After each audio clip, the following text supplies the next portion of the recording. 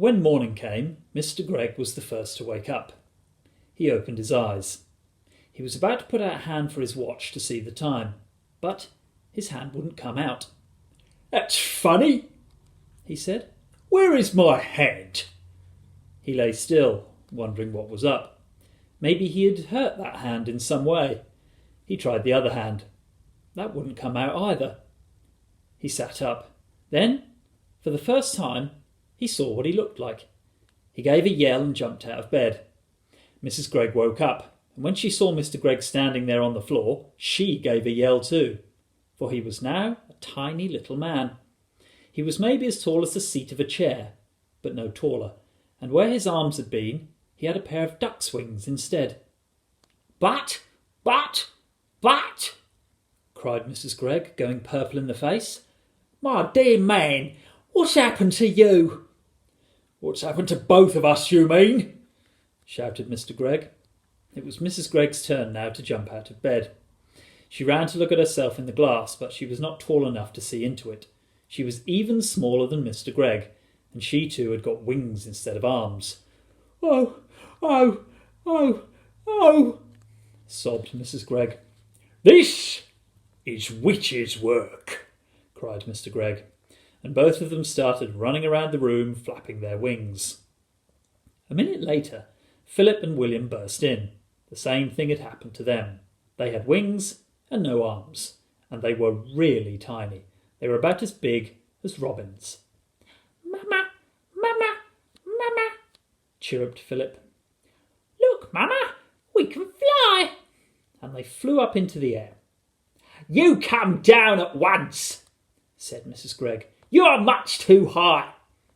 But before she could say another word, Philip and William had flown right out of the window.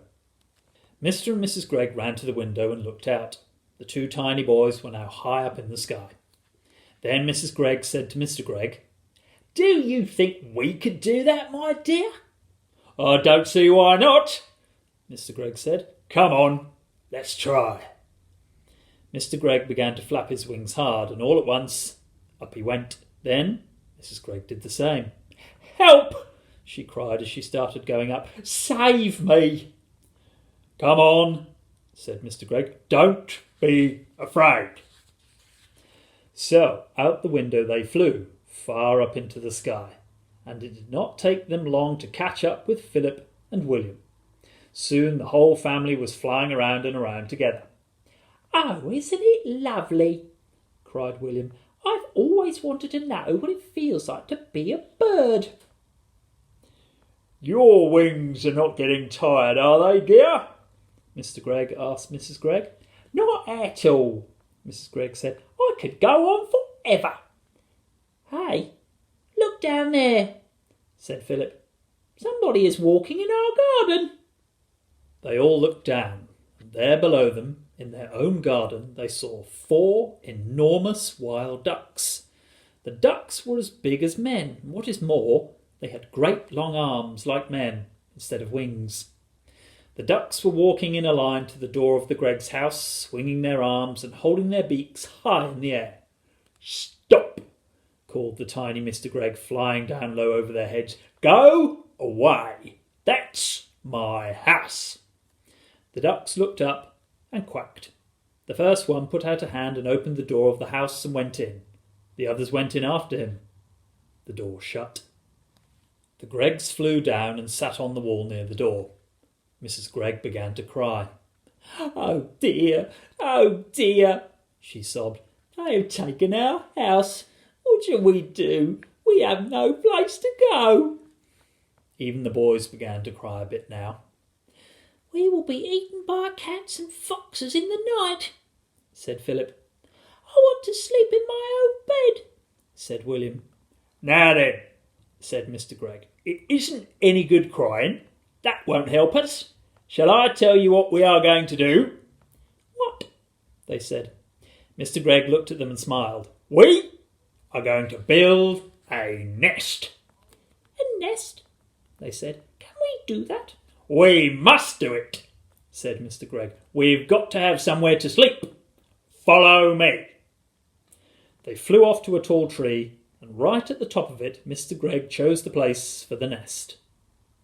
Now, we want sticks, he said. Lots and lots of little sticks. Off you go, all of you, and find them and bring them back here. But we have no hands, said Philip. Then use your mouths. Mrs. Gregg and the children flew off. Soon they were back, carrying sticks in their mouths. Mr. Gregg took the sticks and started to build the nest. More, he said. I want more and more and more sticks. Keep going. The nest began to grow. Mr. Gregg was very good at making the sticks stick together. After a while he said, That's enough sticks. Now I want leaves and feathers and things like that to make the inside nice and soft. The building of the nest went on and on. It took a long time, but at last it was finished. Try it, said Mr. Gregg, hopping back. He was very pleased with his work. Oh, isn't it lovely? Cried Mrs. Gregg, going into it and sitting down. I feel I might lay an egg any moment. The others all got in beside her. How warm is it? Said William. And what fun to be living so high up, said Philip. We may be small, but nobody can hurt us up here. But what about food? Said Mrs. Gregg. We haven't had a thing to eat all day.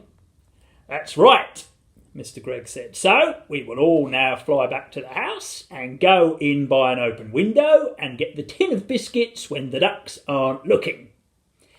Oh, we will be pecked to bits by those dirty grey ducks, cried Mrs. Gregg.